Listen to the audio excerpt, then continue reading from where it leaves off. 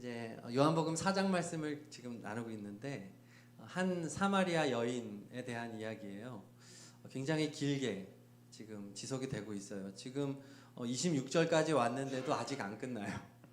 42절까지 가야 됩니다. 주님께서는 이 여자를 만나 주시는데 이 여인은 굉장히 행복해지고 싶었던 여인이에요. 정말 잘 살아보고 싶었던 여인이에요. 당시에 여자의 어떤 선택권이나 여자가 뭔가 자신의 주도권을 가지고 인생을 개척해 나간다는 것이 매우 어려운 시대에 이 여자는 무려 5번이나 결혼을 했거든요. 그게 갈망이죠. 행복해지고 싶었던 거예요. 잘 살아보고 싶었던 거예요. 그렇게 노력하면 노력할수록 이 여인의 삶은 오히려 정반대 상황으로 바뀌어지게 됩니다. 행복해지고 싶었는데 더 비참해지죠. 더 망가져요. 사람들이 더 멀리하고 사람들이 상종하지 않는 여인이 되어버렸죠. 그래서 가장 뜨거운 누구도 나오지 않는 그 12시에 우물에 물을 길르러 나와야 할 정도로 비참한 사람이 된 겁니다. 이것은 이 여인의 이야기만은 아닐 거예요. 우리 모두 다, 저를 비롯해서 우리 모두의 이야기일 겁니다. 여러분, 행복해지고 싶지 않은 사람이 어디 있겠어요? 그렇죠? 다 행복해지고 싶습니다. 그래서 나름대로 행복의 길을 찾아 내가 생각하는 그것을 선택하여 힘을 다하여 인생을 살아가는 것이 이 세상 모든 사람들의 삶입니다. 그런데 결과가 어떤가요? 내가 선택한 대로 정말 행복한 사람이 얼마나 있을까요? 극소수만이 자기가 원하는 것을 이루었다고 말하고 있지, 대다수는 실패자고 대다수는 오히려 망가지고 또 그 목적을 나름대로 달성했는데도 불구하고 행복해지지 않는 자신을 보며 한숨 쉬는 것이 이 세상인 거예요. 나의 이야기인 겁니다. 이 여인이 잘한 게 없잖아요. 이 여인은 어떻게 보면 죄인의 자리에 있어요. 그게 바로 우리라고 하는 거죠. 그때 누가 찾아오십니까? 예수님이 찾아오신 거죠. 이 여인은 늘상 그 시간에 나갔던 대로 우물에 물 들어간 거예요. 이 여인은 변화된 게 아무것도 없어요. 예수님이 이 여인을 찾아온 것입니다. 우리도 마찬가지예요. 늘 주님 앞에서 부끄럽고 잘못된 선택을 하고 그렇게 살아오는 우리를 주님이 찾아오신 것입니다. 주님이 나를 만나 주신 거예요. 여러분이 혹시 주님을 만나러 갔다라고 혹시 착각할지 모르겠지만 주님이 오신 거예요. 그리고 주님이 이 여인에게 말을 거는 거예요. 마실 물을 좀 달라. 누구도 상종하지 않는 여인을 예수님이 상종을 합니다. 내가 너에게 말을 걸어줄게.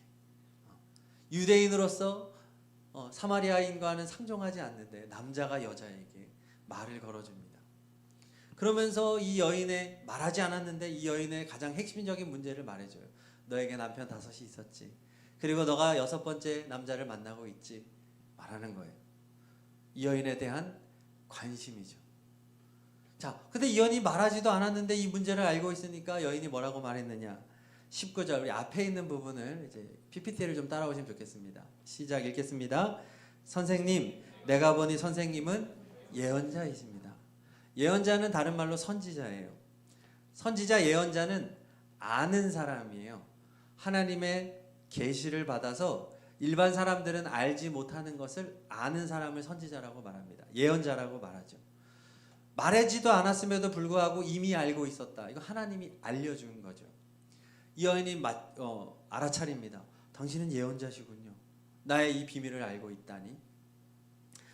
예수님은 누구냐? 예언자십니다. 예수님은 아는 분입니다. 예수님은 우리가 말하지 않아도 우리의 문제가 무엇인지, 그동안 내가 어떤 갈망을 가지고 내가 어떠한 노력을 해왔고 그것으로 인하여 얼마나 실수했고 얼마나 잘못된 인생을 살아왔는지 말하지 않아도 예수님은 다 아신다는 거예요. 다른 많은 종교들은 신에게 나의 입장을 설명하기 위해서 굉장한 노력을 해야 돼요. 신이 나를 인식하게끔 고행이라는 것도 하고 엄청난 공부도 하고 노력을 해야만이 저분이 나를 인식해요. 나를 알아줘요. 그런데 우리가 믿는 하나님은 내가 말하지 않아도 나의 모든 것을 이미 다 알고 계시다는 거예요. 예언자. 예수님이 예언자라고 하는 것을 여러분 믿으시기를 바랍니다. 여러분 한 사람 한 사람이 그동안 어떤 인생을 살았는지, 여러분이 어떤 마음을 가지고 있는지, 그것으로 인하여 어떠한 아픔이 있었는지 예수님은 다 아신다는 거예요. 주님은 다 아세요. 네. 우리가 예수님을 그리스도라고 말하죠. 그리스도. 그리스도의 뜻이 뭐냐 하면 기름 부음을 받은 자라고 하는 의미입니다. 기름 부음을 받은 자는 세 종류의 직업군이 있습니다. 왕, 제사장, 선지자입니다. 한번 따라해 보실까요? 왕, 제사장, 선지자. 이 선지자가 바로 예언자, 지금 말하는 예언자예요. 예수님은 그리스도는 이렇게 왕, 제사장, 선지자를 동시에 이 세 가지 직분을 가지고 있는 유일한 존재가 그리스도예요. 메시아. 예수님은 그래서 예언자, 다 아신다고 하는 사실입니다. 여러분 개개인에 대해서도요. 이 여인은 한 남자가 자기에게 다가와서 말을 걸고 물을 달라고 할 때는 굉장히 경직됐어요.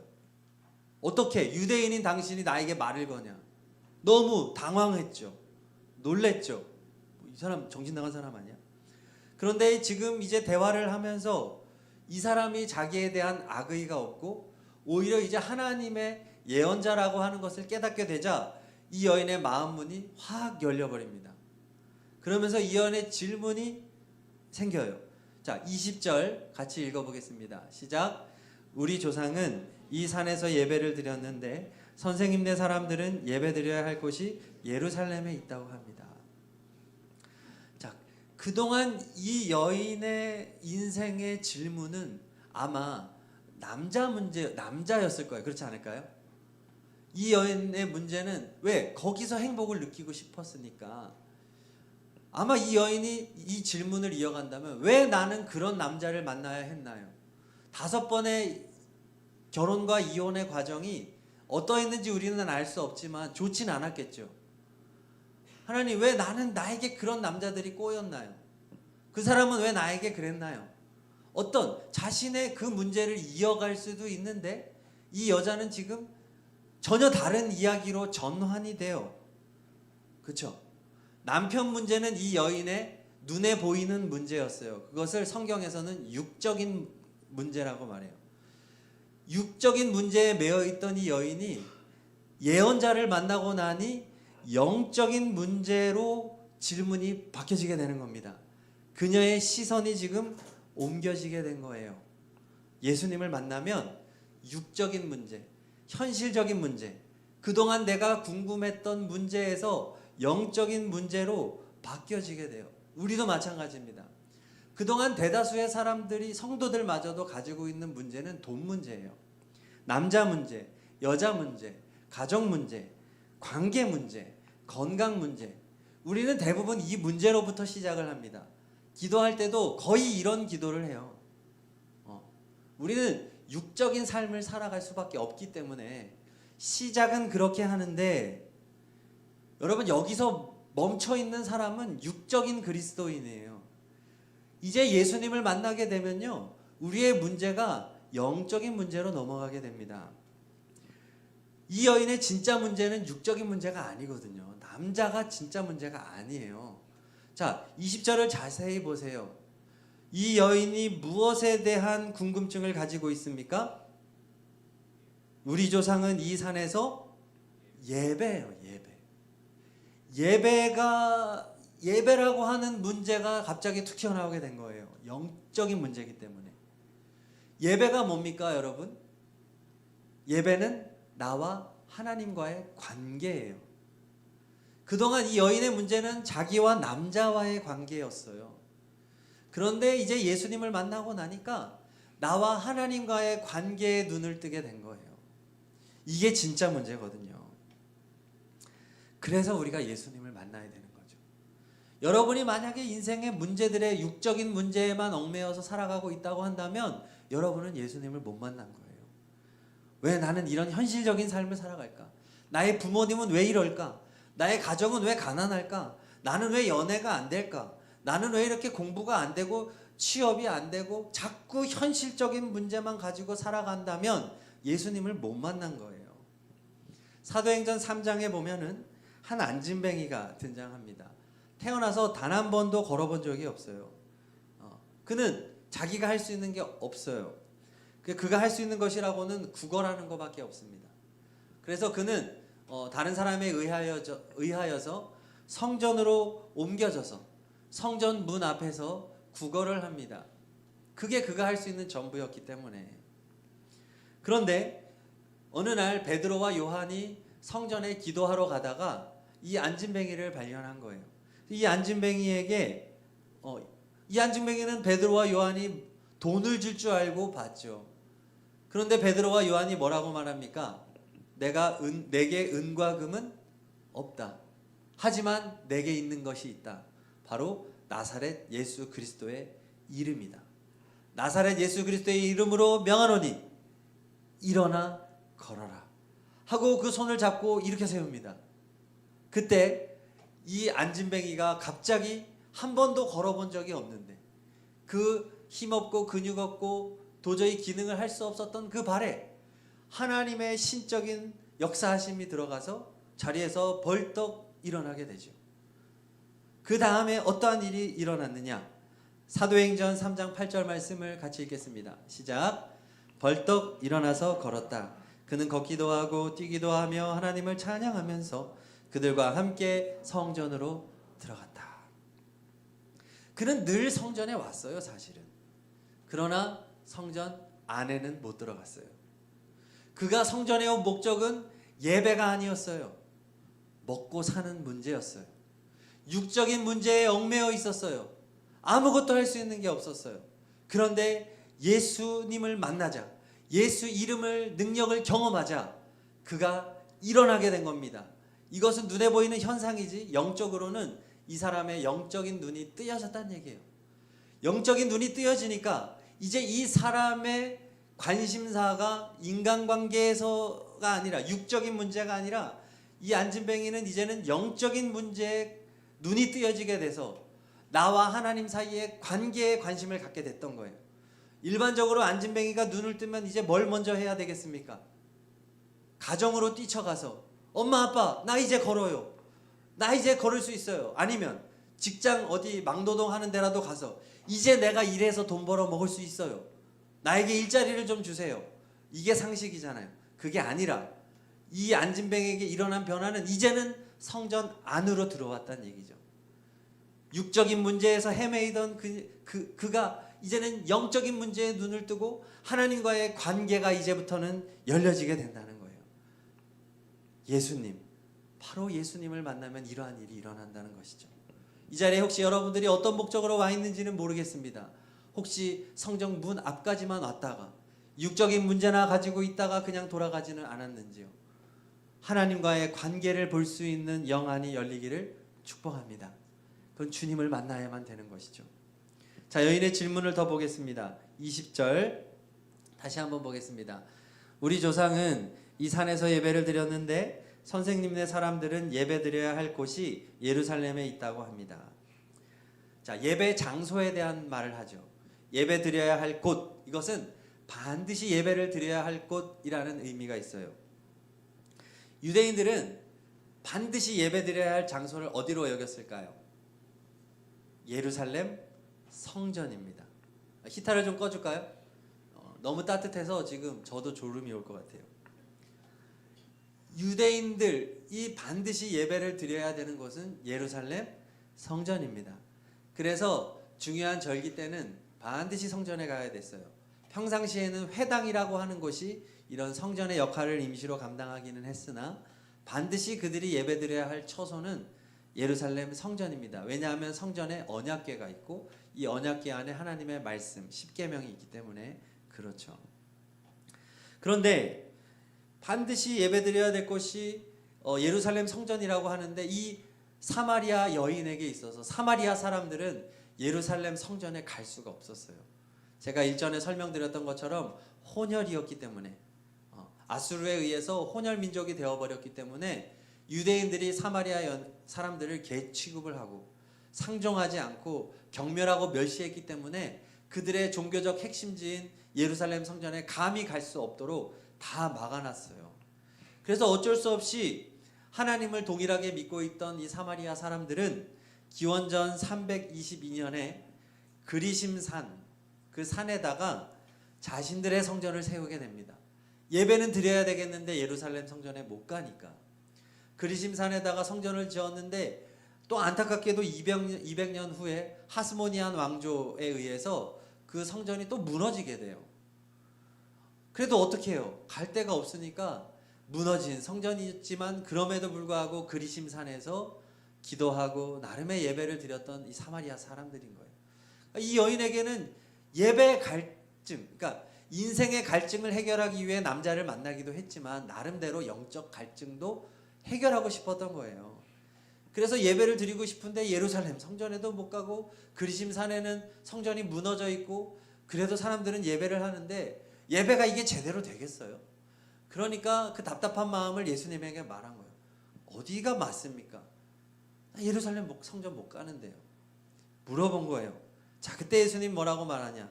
4장 21절에 여자여 내 말을 믿어라. 원어 성경에 보면은 내 말을 해서 말이라고 하는 게 없어요. 원래 이거 번역이 좀 잘못된 거예요. 여자여 나를 믿어라, 이게 맞습니다. 나를 믿어라. 나는 누굽니까? 예수님이죠. 여인이여 나를 믿어라. 예수님을 믿어라. 예수님을 신앙의 대상으로 삼아라 말하는 겁니다. 청년 여러분, 예수님을 여러분 신앙의 대상으로 삼으시기를 바랍니다. 사람을 의지하지 마세요. 사람 바라보지 마세요. 저도 지금 앞에서 설교하지만 저는 절대로 여러분들이 믿어서는 안 되는 사람이에요. 주님 안에서 저를 신뢰할 수는 있겠지만 저는 믿음의 대상이 아닙니다. 오직 예수님만 바라봐야죠. 예수님이 나를 믿어라. 그리고 내가 지금 하는 말을 잘 들어봐 라고 말씀하시면서 예배의 중요한 게 뭔지를 설명하십니다. 21절 이제 뒷부분 읽을게요. 시작. 여자여 내 말을 믿어라. 너희가 아버지께서 이 산에서 예배를 드려야 한다거나 예루살렘에서 예배를 드려야 한다거나 하지 않을 때가 올 것이다. 여자야, 예루살렘 성전도 아니야. 그리고 너희들이 예배하는 그리심산도 아니야. 둘 다 아니야. 그럼 뭐가 중요하다는 거예요? 마지막에 때가 올 것이다. 장소가 중요한 게 아니라 때가 중요해. 23절에 그 설명이 더 나옵니다. 23절 다 같이 읽습니다. 참되게 예배를 드리는 사람들이 영과 진리로 아버지께 예배를 드릴 때가 온다. 지금이 바로 그 때이다. 아버지께서는 이렇게 예배를 드리는 사람들을 찾으신다. 장소가 중요한 게 아니라 때가 중요해. 근데 지금이야. 이게 무슨 말이에요?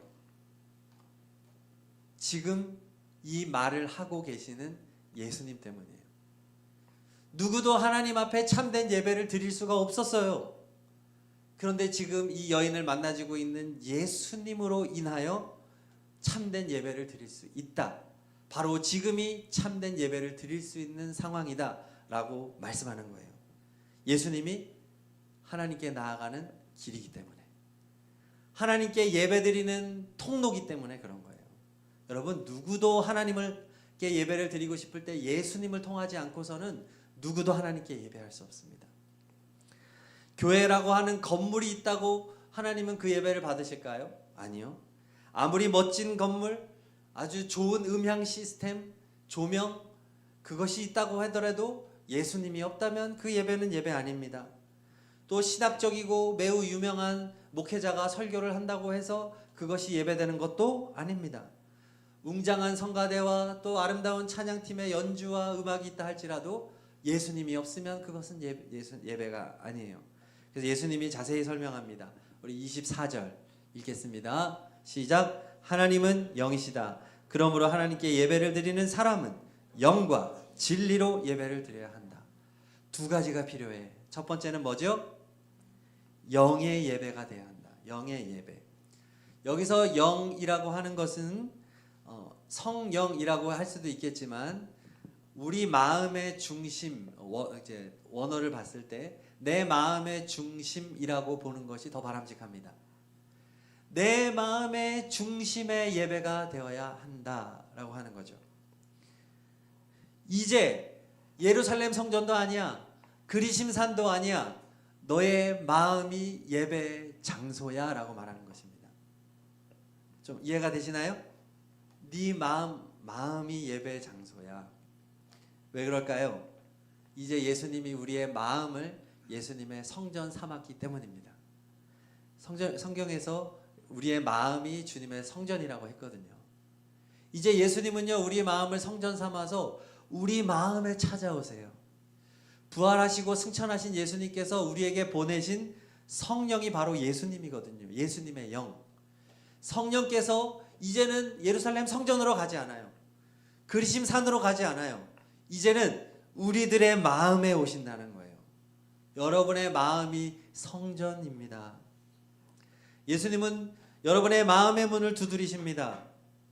그리고 여러분의 마음에 오셔서 여러분들의 마음을 성전 삼아 깨끗하게 하시고, 예수님은 공생의 기간을 통해서 성전을 여러 차례 정화하셨잖아요. 시작할 때 한 번, 또 마지막 십자가에 달리기 전에 한 번. 예수님은 성전을 깨끗하게 하는 분이죠. 성전의 마음에 더러운 것이 있는 것을 주님은 견디지 못해요. 이제 예수님은 우리의 마음을 그렇게 여기겠다고 하는 거예요. 내 마음에 욕심이 있어요. 내 마음에 미움이 있어요. 내 마음에 하나님이 기뻐하지 않는 것이 있어요. 그러면 예배가 될 수 없다는 거예요. 네 마음이 더러운데 어떻게 하나님께 예배를 드릴 수 있냐? 네 마음에 예수님이 들어가셔서 이제 예수님이 너의 마음을 깨끗하게 하시고, 예수님이 너의 마음에 있는 모든 미움을 몰아내고 욕심을 몰아내고 잘못된 인생의 방향과 목표들을 다 거두어내셔서 예수님이 우리 마음을 청소하시는 거예요. 그리고 다시 재정리를 하세요. 성경을 통해서, 주님이 말씀을 통해서. 그래서 우리는 이제 어떤 예배? 예수님이 다스리는 내 마음의 예배를 드려야 된다는 거예요. 사람은 속일 수 있어요. 오늘 이 자리에 모여서 여러분들 큰 목소리로 아름답게 찬양할 수 있고, 눈물도 흘릴 수 있고, 앞에서 찬양팀도 봉사할 수 있고, 여러분 여러 가지로 우리는 사람의 눈은 속일 수 있습니다. 그러나 예수님은 속일 수 없어요. 내 마음에 불평이 있고 불만이 있고 온갖 하나님이 받아들일 수 없는 더러운 것으로 가득 차 있는데 어떻게 그 예배를 주님이 받으실 수 있겠냐 말이에요.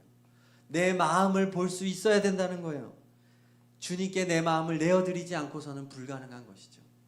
어떻게 내 노력으로 합니까? 사마리아 여인은 노력했어요. 안 되는 거예요.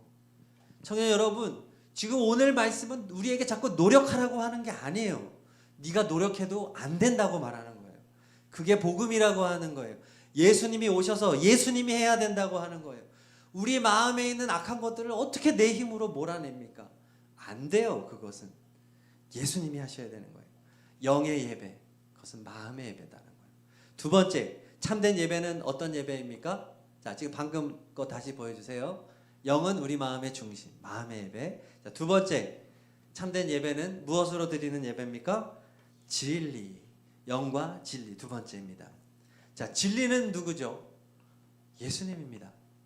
혹시 요한복음 14장 6절이 제가 저기 띄었나요? 다음 화면에 있나요? 없나요? 없네. 요한복음 14장 6절에서 예수님은 뭐라고 말씀하셨냐? 내가 길이요 진리요 생명이다. 나로 말미암지 않고는 누구도 아버지에게로 갈 수가 없다 말씀하셨어요. 진리는 예수님이에요. 우리는 오직 예수님을 통해서만 예배를 드릴 수 있다고 하는 것입니다. 예수님의 이름으로, 그분의 공로로 말미암아 하나님께로 갈 수 있다고 하는 것입니다. 여러분 노력하지 마세요. 주님을 바라보세요. 그분이 다 하셨습니다. 그분이 구원하셨고 그분이 모든 길을 다 내셨습니다. 그냥 그 길을 가면 되는 것입니다. 할렐루야 하면서요. 진리의 예배는 예수 그리스도를 통한 예배, 그분이 모든 것을 다 하셨음을 믿고 그분께 감사하는 예배 하라는 거죠. 두 번째 진리는 말씀입니다. 이 말씀은 변함이 없는 진리인 줄로 믿습니다.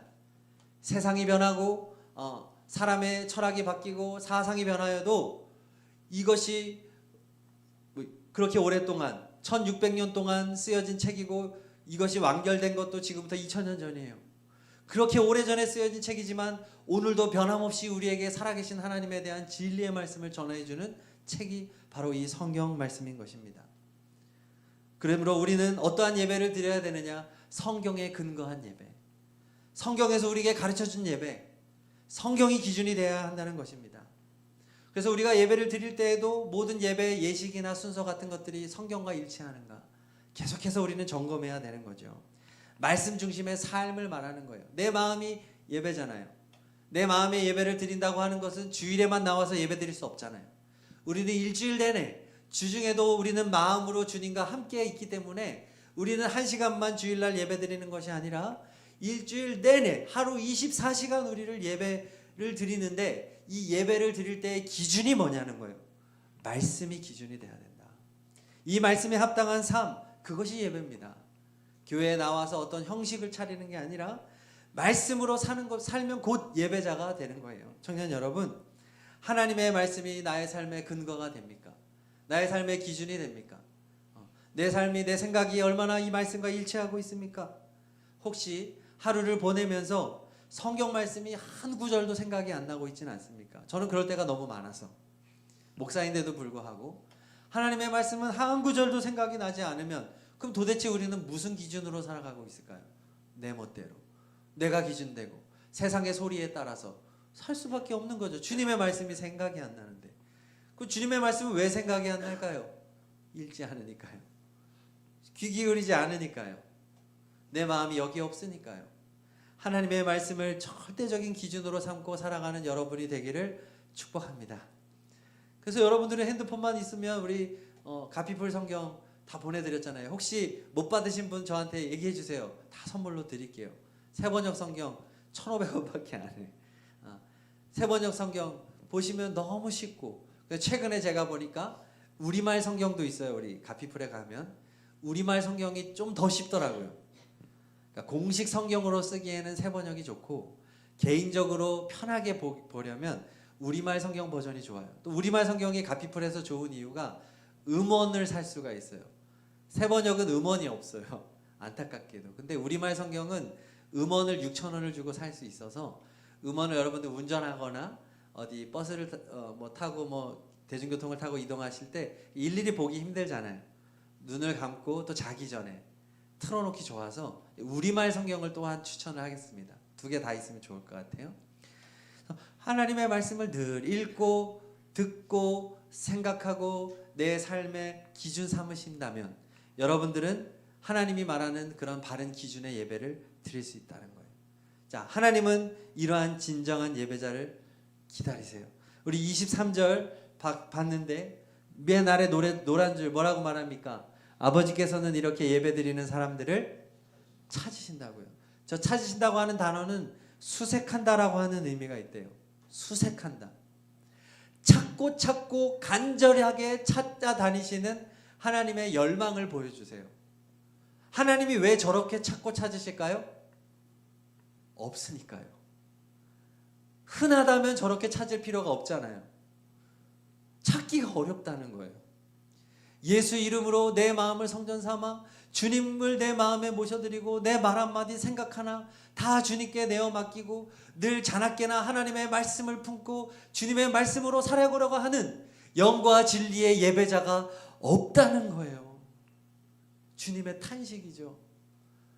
아무리 찾아도 찾을 수가 없어. 하나님의 안타까움. 하나님이 이렇게 찾으실 때 하나님이 저기 내가 원하는 예배자가 있네. 하나님의 예배자에 딱 걸렸는데 거기에 우리 춘천 효자교회 우리 하나대학 청년부 여러분들이 많이 그 레이다망에 걸리기를 간절히 소망합니다. 대박. 이 자리에 앉아있다고 되는 건 아니에요. 여러분들이 하나님의 이 기준에 합격할 수 있기를 바랍니다. 얼마나 기쁠까요? 제 목표도 그거죠. 여러분들이 하나님이 보시기에 참된 예배자가 되는 것이죠. 자, 여기서 끝이 아닙니다. 자, 여자가 계속해서 말을 이어가요. 25절 말씀 우리 같이 보겠습니다. 여자가 예수께 말했다. 나는 그리스도라고 하는 메시아가 오실 것을 압니다. 그가 오시면 우리에게 모든 것을 알려주실 것입니다. 네, 제가 이거 까먹었는데 방금 우리가 예수님을 통해서만 예배할 수 있다고 했잖아요. 그렇죠? 예수님을 통해서 예배드리는데 예배를 이렇게 집례하는 사람을 뭐라고 말하냐 하면 제사장이라고 말해요. 예수님은 가장 높은 제사장을 대제사장이라고 하거든요. 아까 그리스도가 뭐라고 했죠? 왕, 제사장, 예언자. 그래서 예수님은 다 알고 있는 예언자이고, 또 두 번째로는 제사장, 우리가 하나님께 예배드릴 수 있는 유일한 통로가 된다라고 하는 거 두 가지 말씀드렸고요. 자, 지금 이 여인의 이제 말을 보면은 이제 어디까지 나오게 됩니까? 그리스도라고 하는 메시아를 기다리고 있다는 거예요. 그리스도라고 하는 메시아. 구약 성경이 바로 이 메시아를 기다리는 내용으로 이루어졌기 때문에 이스라엘 사람들은 다 메시아를 기다렸어요. 당시 유대인들은 로마의 속박 가운데 있었잖아요. 로마의 지배 가운데 있었기 때문에 유대인들이 생각하기에는 메시아가 다윗과 같은 메시아라고 했기 때문에 메시아가 오게 되면 다윗처럼 로마를 몰아내고 이스라엘을 독립할 지도자라고 생각했어요. 착각이었죠.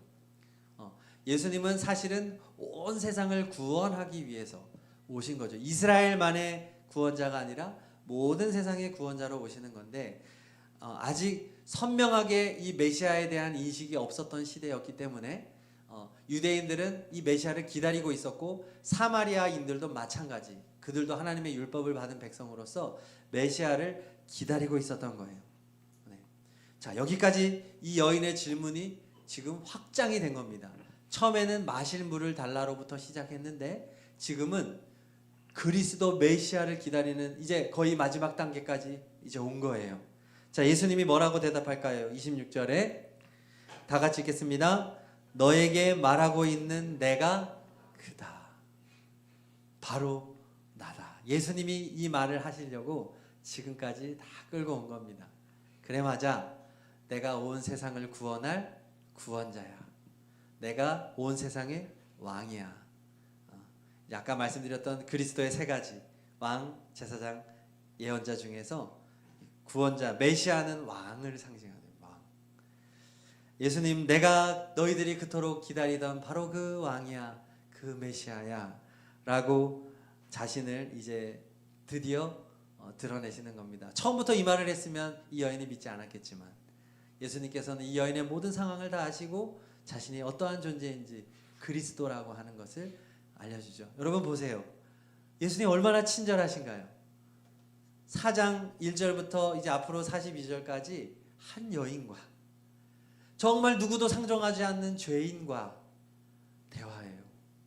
우리도 마찬가지예요. 여러분, 우리가 뭐가 대단합니까? 우리가 뭐 내세울 게 뭐가 있어요? 그렇죠?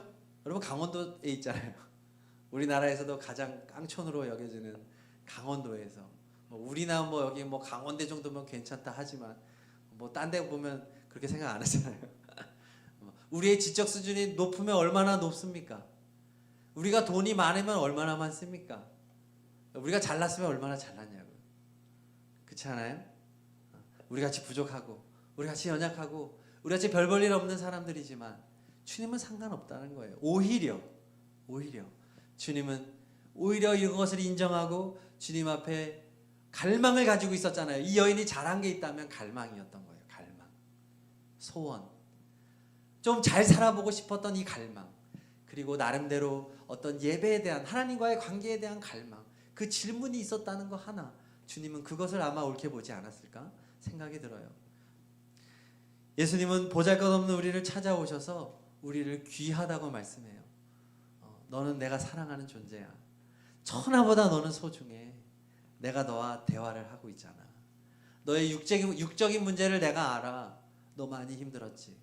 네가 자라온 가정 환경, 너의 가슴, 누구에게도 말할 수 없는 상처, 내가 다 알아. 내가 다 안다고. 나는 예언자니까. 너의 모든 마음과 상태를 다 알아. 하지만 거기에 멈춰있지 말고 이제 하나님과의 관계를 생각해보자. 너에게 진짜 문제는 하나님과의 관계의 문제였어. 그것을 우리 한번 생각해볼까? 이제 진짜 하나님께 예배드리는 것은 어떠한 장소에 있는 게 아니야. 바로 너의 마음이야. 내가 너의 마음에 임해서 너의 마음에 내가 함께 있으며 너와 내가 친밀하게 동행할 거야. 내가 너의 마음을 깨끗하게 해줄 거야. 내가 너의 마음을 온전하게 해줄 거야.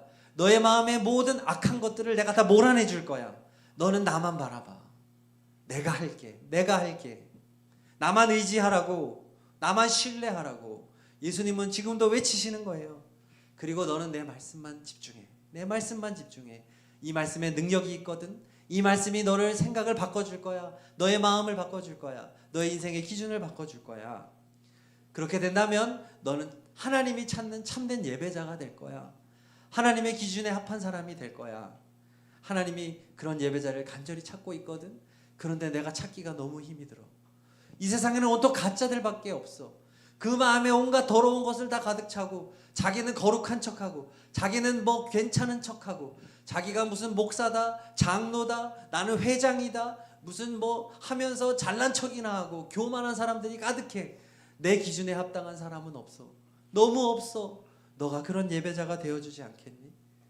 너에게는 내가 필요해. 내 말을 믿어. 나를 믿어. 예수님이 말씀하시는 거예요. 다른 곳에 가지 마. 더 방황하지 마. 더 꼬일 뿐이야. 더 노력하지 마. 더 꼬일 거야. 나를 의지하라고. 나를 의지하라고. 주님이 오늘도 그러한 간청을 우리에게 하고 있는 것입니다. 오늘 말씀이 다른 사람에게 주는 말씀 아닙니다. 바로 나에게 주는 주님의 말씀이에요.